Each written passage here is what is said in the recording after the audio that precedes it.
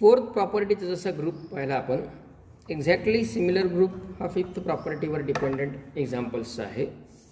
आधी आपण एक्झाम्पल लिहूया. काय बघा, integral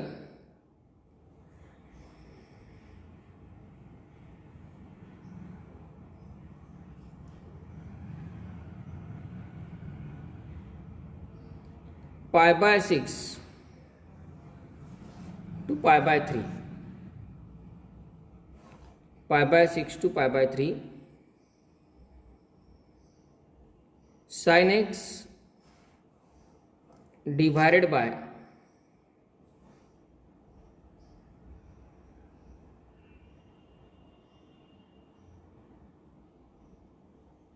sin x plus cos x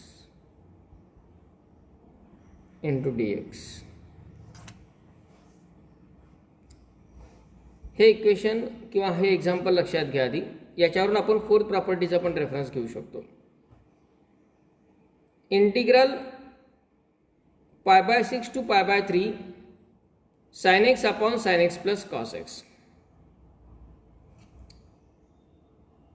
Now we have the property of definite integration like this. Definite इंटिग्रलची प्रॉपर्टी आपल्याकडे अशी आहे, integral a to b f of x dx, integral a to b f of x dx equal to integral a to b f of a plus b minus x into dx. ती property कधी वापरायची यालाही importance आहे, कारण maximum इंटिग्रेशनमध्ये a to b असे limit असतातच. पण त्या a टू b या इंटिग्रेशनला ही प्रॉपर्टी वापरून कधी सॉल्व्ह करायचं याच्यासाठी ऑब्झर्वेशन्स महत्त्वाचे आहेत. हा जो एक आपण ग्रुप पाहतो, मोठा ग्रुप आहे क्वेश्चन्सचा हा. या ठिकाणी साइन कॉसचं कॉम्बिनेशन आहे. जोड्या कशा आहेत? साइन कॉस, दुसरी जोडी टॅन कॉट आणि तिसरी जोडी सेक कोसेक. 3 जोड्या लक्षात ठेवायच्या. ते 3 जोड्या ह्या फॉर्मॅटमध्ये आल्या.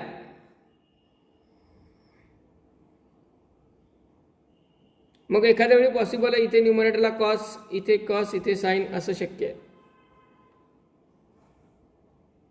किंवा टॅन कॉटचं कॉम्बिनेशन असेल, सेक कोसेकचं कॉम्बिनेशन असेल.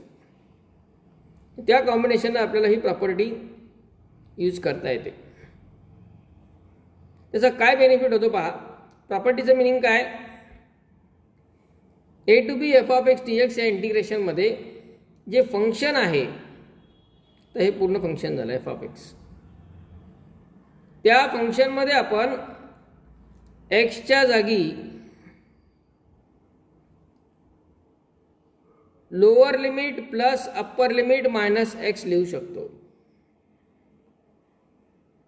Lower limit plus upper limit minus x. आता फोर्थ प्रॉपर्टीनुसार फोर्थ प्रॉपर्टी अशी असते, 0 to a f of x dx equal to 0 to a f of a minus x into dx. यात काय करतो आपण, एक्सच्या जागी अप्पर लिमिट मायनस एक्स टाकतो. तिथेही आपण हीच प्रॉपर्टी आहे असं म्हणू शकतो.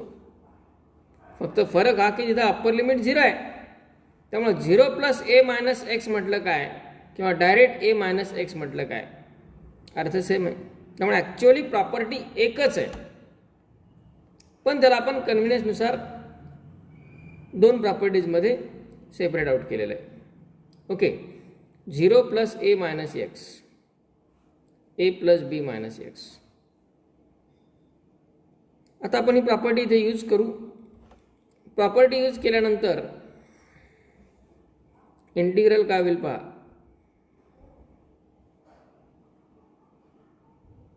a to b pi by 6 to pi by 3 sign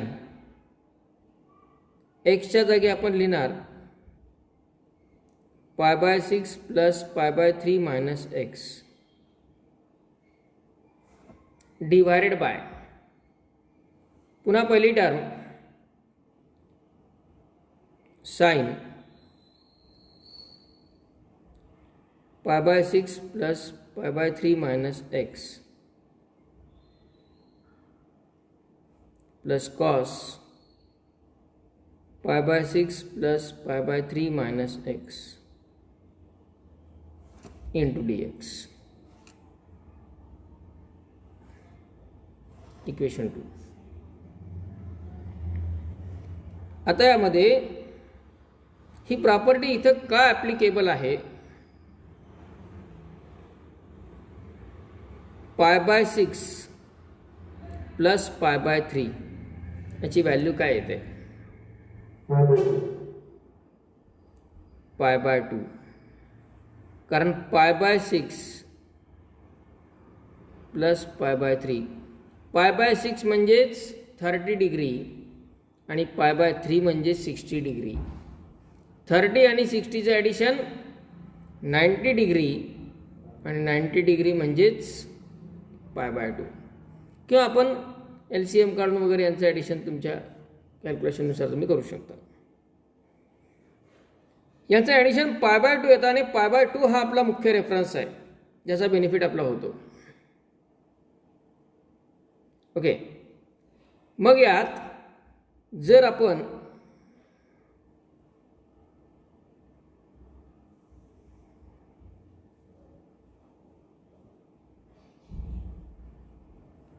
यांचं ॲडिशन केलं तर काय होईल? Integral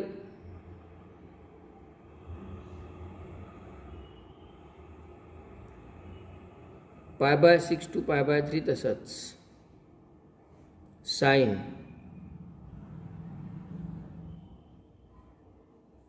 π/2 minus x divided by sine π/2 minus x plus cos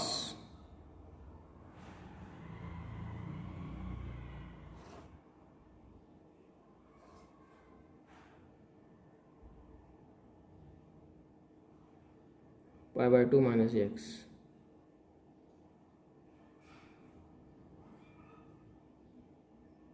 into dx. Okay, allied angle फॉर्म्युल्यानुसार साइन π/2 मायनस एक्स म्हणजे काय असतो?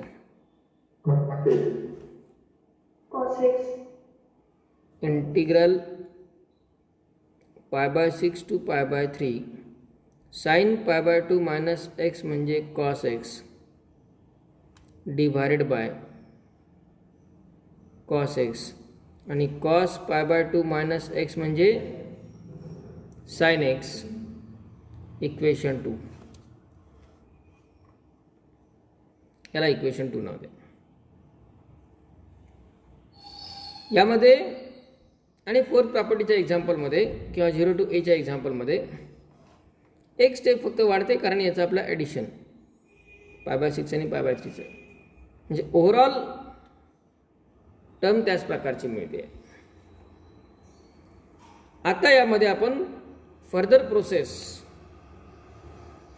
इक्वेशन 1 आणि 2 ॲड करायचेत.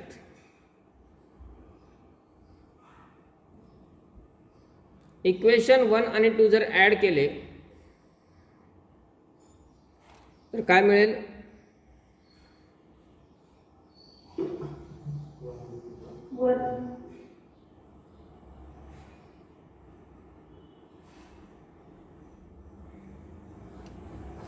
पहा 1 + 2 केलं, लेफ्ट साईडला येणार I + I, right side 0 to π/2 sin x upon sin x plus cos x आणि plus second equation sorry 0 to π/2 नाही त्याला π/6 to π/3 ना yes pi by 6 to pi by 3, pi by 6 to pi by 3 cos x upon cos x plus sin x into dx. Okay, आता यामध्ये जर आपण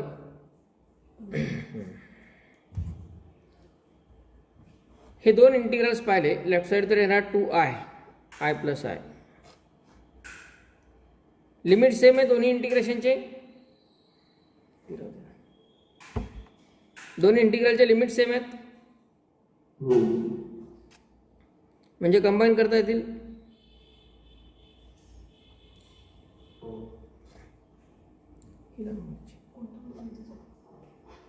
second row मधलं त्या डेंजरच्या records.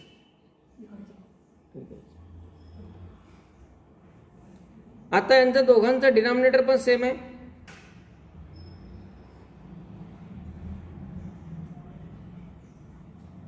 Sign x plus cos x, आणि denominator same असेल तर न्यूमरेटरचं direct addition करता येतं. काय होईल?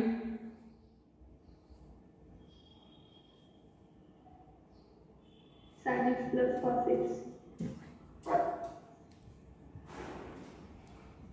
इथे न्यूमरेटर डिनॉमिनेटर सारखे आले, कॅन्सल होऊन जातील. म्हणजेच इंटिग्रेशन मधली टर्म काय आली? पाय बाय 6 टू पाय बाय 3, 1 राहिला फक्त. 1चं इंटिग्रेशन काय? x. म्हणजे left side 2i is equal to integration आलं x, limits from pi by 6 to pi by 3. आता यामध्ये अप्पर लिमिट टाका, काय येईल? x च्या जागी आला पाय बाय 3 मायनस पाय बाय 6, म्हणजे 2i इज इक्वल टू, आता पाय बाय 3 मायनस पाय बाय 6 म्हणजे 60 मायनस 30. 60 मायनस 30 किती?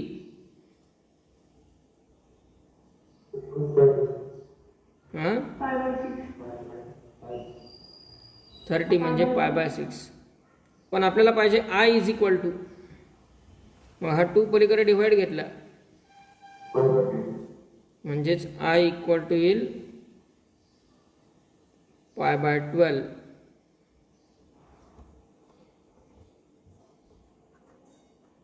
I equal to pi by 12. So here integral याची व्हॅल्यू मिळाली पाय बाय 12. आता बघा, जसं आपण प्रिव्हियस ग्रुपसाठीही पाहिलं की या एकाच प्रॉब्लेममध्ये आपण 2 प्रॉब्लेम सॉल्व्ह केलेत. तो जसा पाय बाय 4चा ग्रुप होता तसा हा पाय बाय 12चा ग्रुप आहे. म्हणजे एकदा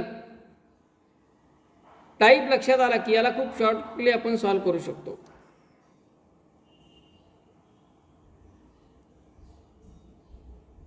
इथेही आपण एका वेळी 2 एक्झाम्पल सॉल्व्ह केलेत.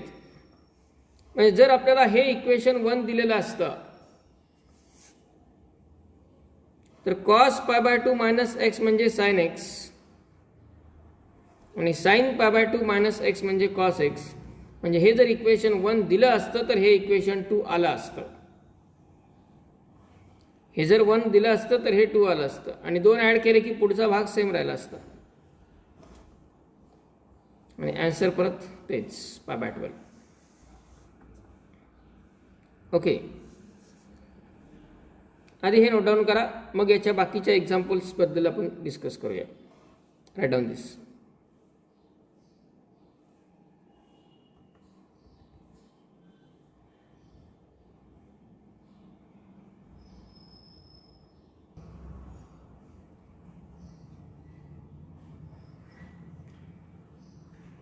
प्रिव्हियस ग्रुपप्रमाणे हाही एक मोठा ग्रुप आहे.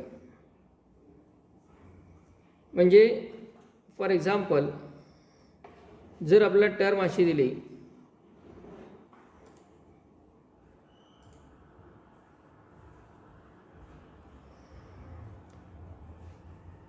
इंटिग्रल π/6 to π/3 1 upon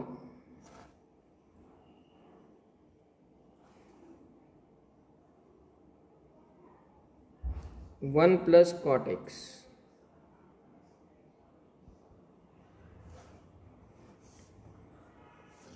याला आपण सिम्प्लिफाय कसं करणार?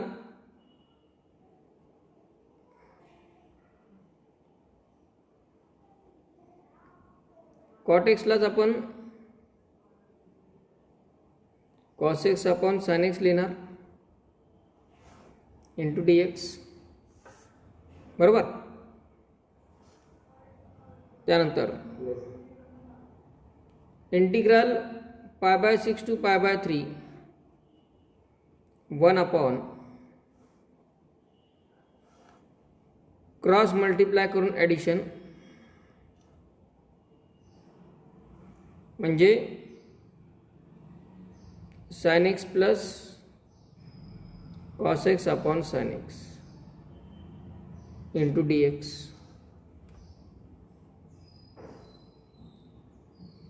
बरोबर. आता हा साइन एक्स न्यूमरेटरला जाणार कारण तो डिनॉमिनेटरचा डिनॉमिनेटर आहे. म्हणजेच इंटिग्रल होईल π/6 to π/3 साइन एक्स अपॉन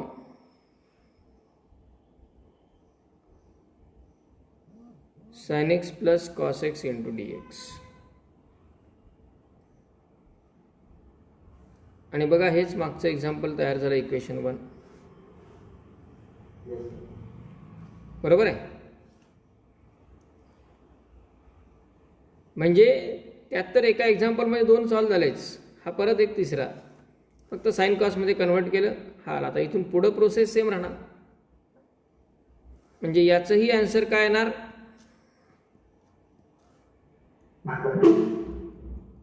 π/12. बरोबर. यात परत आणखी एक समजा 1 अपॉन 1 प्लस कॉट एक्स ऐवजी टॅन एक्स असता. 1 अपॉन 1 प्लस टॅन एक्स असता. टॅनला आपण साइन अपॉन कॉस लिहिलं असतं. परत क्रॉस मल्टिप्लाय करून टर्म इथे कॉस आला असता न्यूमरेटरला cos x upon cos x plus sine x. म्हणजे त्यातला इक्वेशन 2 तयार झाला असतं आधी. बाकी पुढं प्रोसेस सेम. आन्सर π/12. 2 आणि 2 4 एक्झाम्पल झाले. आता हे 4 एक्झाम्पलचा ग्रुप कसा पुढं कंटिन्यू होत जातो पहा. समजा आता एक्झाम्पल आहे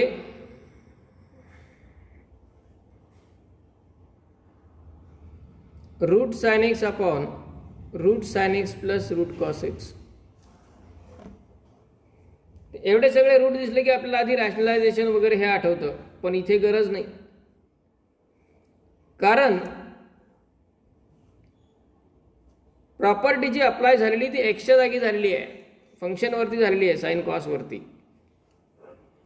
आपण जर इथेच सेम प्रॉपर्टी वापरली तर त्याचा रूटवरती काही इफेक्ट होणार नाही.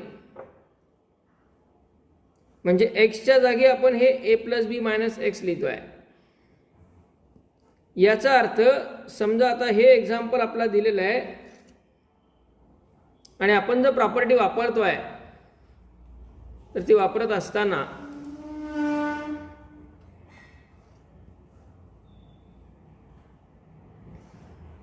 हे रूट तसंच राहील. हे रूट तसंच. ए रूट तसंच. Square root as it is. Square root as it is. Square root as it is. Sine π/2 minus x म्हणजे कॉस एक्स. त्याचा रूटवरती काही इफेक्ट होणार नाही. आणि कॉस π/2 मायनस एक्स म्हणजे साइन एक्स, त्याचाही रूटवरती इफेक्ट होणार नाही. बरोबर. 1 आणि 2 ॲडिशन जर केलं 2i, इथे हे सगळे रूट फक्त रूट ॲज इट इज राहतील आणि बाकी कॅल्क्युलेशनमध्ये काही चेंज नाही.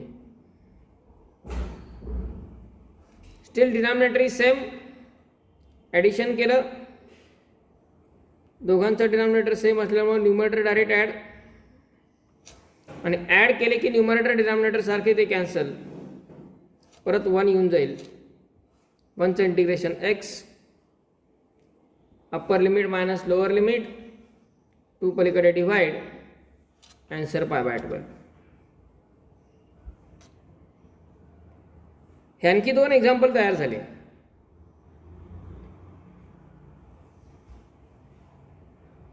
ओके, म्हणजे हे एक एक्झाम्पल इक्वेशन 1चं आणि इक्वेशन 2चं एक एक्झाम्पल. 2 नाही, हे आणखी 4 तयार झाले. कारण इथे आपण एक्झाम्पल असं असेल 1/1 प्लस रूट कॉट एक्स, तर याचंही परत काय होणार,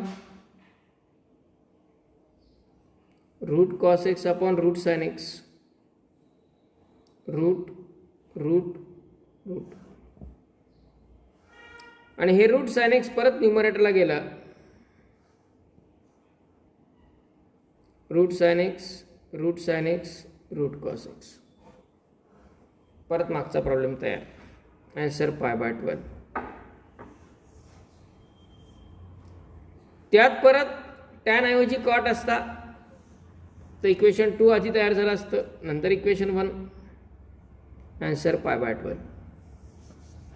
4 आणि 4 8. ओके.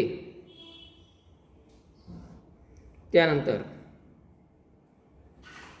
परत समजा स्क्वेअर रूट ऐवजी क्यूब रूट दिलं, काय फरक पडणार आहे, क्यूब रूट तर क्यूब रूट, तसंच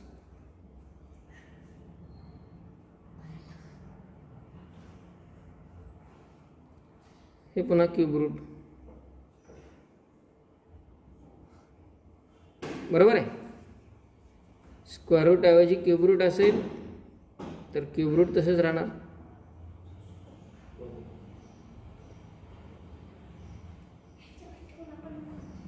क्यूब रूट.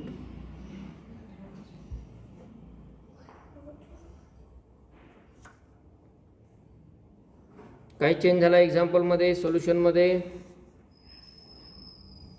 हा पूर्ण प्रॉब्लेम झाला, हे एक सोल्युशन झालं तयार. हे 2 परत इथे कॉटला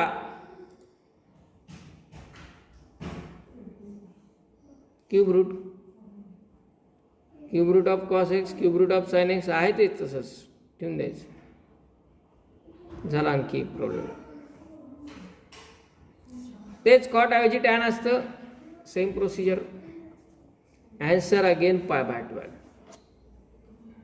4 4 4. 12 एक्झाम्पल तर इथेच झाले. बरोबर. त्यानंतर मग आता हे जे सगळे 12 झाले, तर 12 नाही राहणार. क्यूब रूट ऐवजी रेस टू 5/2 असू शकतो, 3/2 असू शकतो, 7/2 असू शकतो, nth रूट असू शकतं. याला एखाद्या वेळेस काय करतात एक्झाम्पल्समध्ये,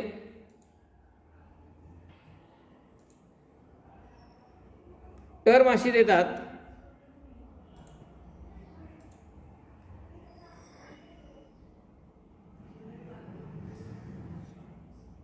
integral π/6 to π/3 sin raised to 5/2 x divided by cos raise to 5/2x plus sin raise to 5/2x. आता इथं इफेक्ट काय? काहीच नाही. रेज टू 5/2 आहे तसेच राहणार. म्हणजे 5/2 असू द्या, 7/2 असू द्या, कितीही कॉम्प्लिकेटेड टर्म असू द्या, काही इफेक्ट होणार नाही. फक्त कॉम्बिनेशन लक्षात येणं गरजेचं आहे. एकदा कॉम्बिनेशन प्रॉपर लक्षात आलं म्हणजे हे फक्त 12 नाही तर असे कितीही एक्झाम्पल होऊ शकतात. म्हणजे इथला एक इंडेक्स बदलला की 4 प्रॉब्लेम. आता असे इंडेक्स किती बदलता येऊ शकतील? n नंबर ऑफ एक्झाम्पल्स होतात π/12चे. सेम 0 to π/2 असेल तर मागचा ग्रुप होता, काहीच बदल नाही. फक्त तिथे आन्सर π/4 येणार, इथे π/12. त्यानंतर हे झालं फक्त साइन कॉस. समजा कॉम्बिनेशन अशा प्रकारचं असेल, integral π/6 to π/3 tan x upon tan x plus cot. आता टॅन आणि कॉट दोन्ही एकत्र आहेत, फरक लक्षात घ्या. एकटा कॉट आला किंवा एकटा टॅन आला तर त्याला आपल्याला साइन कॉसमध्ये कन्व्हर्ट करावं लागेल. पण जर टॅनला जोडीदार कॉट किंवा कॉटला जोडीदार टॅन असेल तर हे कन्व्हर्जन करायची गरज नाही.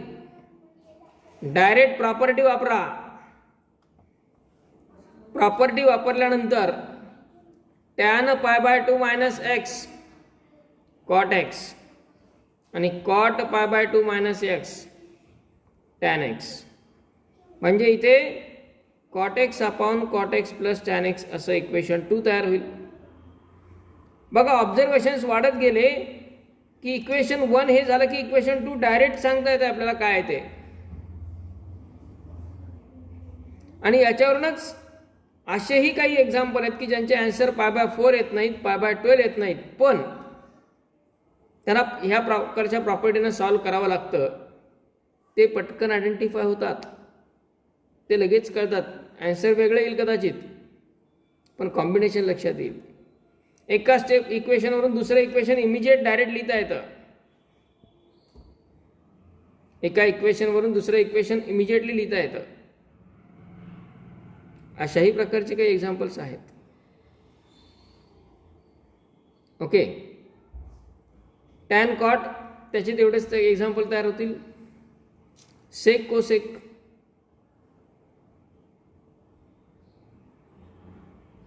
त्याला पुन्हा स्क्वेअर रूट, क्यूब रूट वगैरे तेवढं सगळं राहणारच.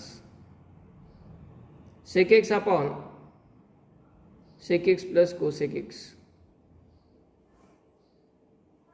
यांना काही साइन कॉसमध्ये कन्वर्ट नाही करत बसायचं. याचं रिझन आहे ते अलाइड अँगल फॉर्म्युले. अलाइड अँगल फॉर्म्युल्यांमध्ये आपल्याला माहित आहे sine π/2 minus x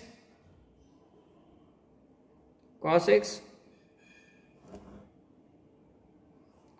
cos π/2 minus x sine x, हे दोन फॉर्म्युले. Tan π/2 minus x cot x, cot π/2 minus x tan x. Sec π/2 minus x म्हणजे कोसेक एक्स आणि कोसेक π/2 मायनस एक्स म्हणजे सेक एक्स. म्हणून म्हटलं की ती जोड्या लक्षात ठेवा. एकदा जोड्या व्यवस्थित लावता आल्या की एक्झाम्पल आयडेंटिफाय करणं आणि सॉल्व्ह करणं फार डिफिकल्ट डिफरंट थिंग नाही आहे. जोड्या कशा आहेत? साइन कॉस आणि त्याच अलाइड अँगल मधल्या पण जोड्या आहेत, टॅन कॉट आणि सेक कोसेक. या प्रकारे जोड्या जर लक्षात ठेवल्या तर एक्झाम्पल्सचा प्रॉपर्टीच्या एक्झाम्पलमध्ये मॅक्झिमम एक्झाम्पल्स या दोन प्रॉपर्टीजवरचे हे या फक्त ऑब्झर्वेशननी इझिली सॉल्व्ह करता येतात. काहींचे डायरेक्ट आन्सर सांगता येतील, काहींचे स्टेप्स खूप कमी होऊन जातील, कॅल्क्युलेशन वर्क रिड्यूस होऊन जाईल आणि एक्झाम्पल दिसतं आपल्याला कॉम्प्लिकेटेड, तितकं ते कॉम्प्लिकेटेड नसतं हेही लक्षात येईल. त्याच्यामुळे याच्यावरचं वर्किंग आणि ऑब्झर्वेशन्स हे खूप महत्त्वाचे आहे. आता हे काय होतं, टेम्पररी लक्षात राहतं. आज उद्या याच्यातले जे काही एक्झाम्पल्स आहेत त्यांची लिस्ट दिली की ते पटापट आपण आन्सर डायरेक्ट सांगून टाकतो, मोकळे. आपलं वाटतं अरे वा 25 एक्झाम्पल सॉल्व्ह केले 2 मिनिटात 5 मिनिटात. पण त्यातले मेजॉरिटी एक्झाम्पल हे विथ रायटिंग पूर्ण केले तरच ते जास्त काळ लक्षात राहतं, नाहीतर विसरून जातं. नाहीतर मग काहीतरी मिस्टेक होतात. म्हणजे एक्झाम्पलचं आन्सर π/4च्या ग्रुपमधलं ते नसतं, पण π/4 लिहून टाकतो आपण. म्हणून नेमकं काय घडतंय याच्यासाठी विथ रायटिंग काही एक्झाम्पल्स पण सॉल्व्ह करणं गरजेचं असतं. ओके, टाईप लक्षात आलाय.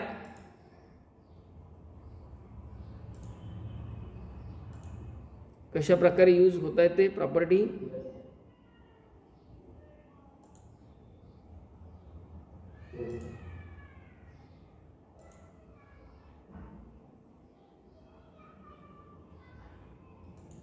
म्हटल्यास एक एक्झाम्पल असं लिहून घ्या. आता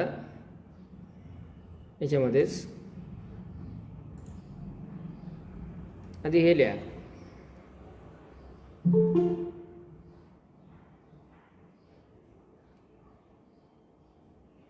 हे लिहा आणि मग याला आपण कंटिन्यू करू क्यूब रूटमध्ये. म्हणजे तुम्हाला दोन प्रॉब्लेम वेगवेगळे असल्यासारखं लक्षात येईल आणि हा एक ग्रुप तुमच्या समोर येऊन जाईल.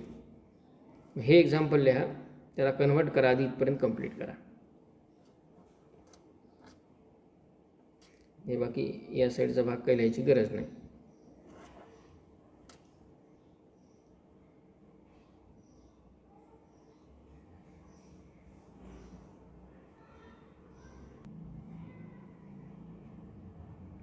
त्यानंतर